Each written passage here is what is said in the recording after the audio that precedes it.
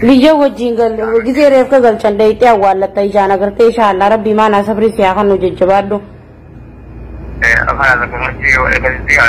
Amma wanni niin uummata Oromootti siidhaamu miciyyoo xiyya akka biyya namaatti narraan awwaalle akka biyya galchitanii na awwaaltanii.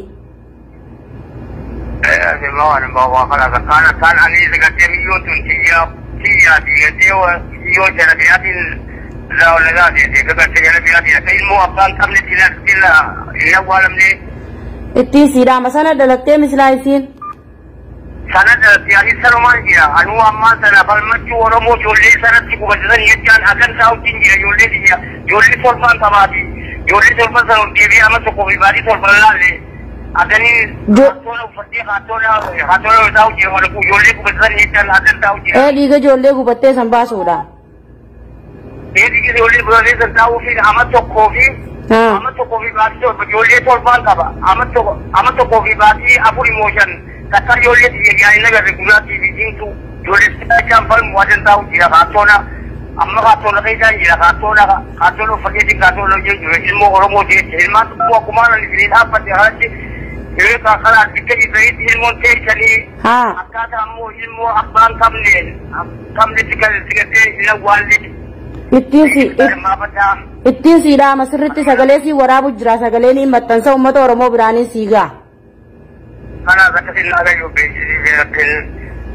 خلاص أتيجي جبادو إن شاء الله يصير يسير خراب يجاكل شو فرمون بيجر من جرت الرول يقولوا جرتي بيجاكل شو ده مني أتيجي جبادو ركبت يوخا سيمي جويته قلت تاته قلته ولينا والله تاو إيمان صبري ربي سيفاخن جبادو ده رهيه نام صبراني كبدا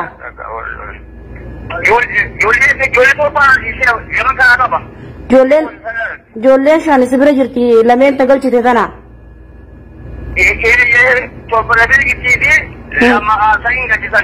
Hayaatii fi helwaa tana maqaan amuuna jetteessa.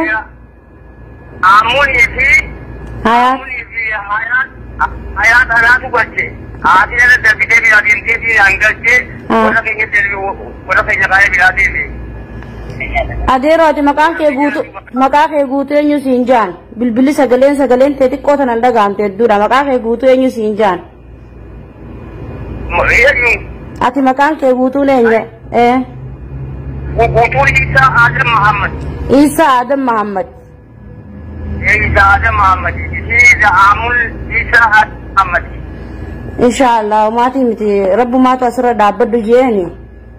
Rabbi mana sabri siya kanu jajjabaadhu ati si biyya jirti booyaman jirtire. Biyya jirti ma ishii summaa kana ilma fireeshii si hatta kan itti kun amma. Ilma isumaati jaanni isin ilma daadaa isaati jaan adaate taatiif jaanaati warra keetii.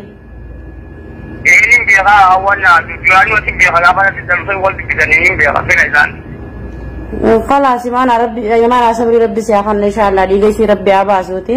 Jajjabaadhu adeerooyi. Ayyee.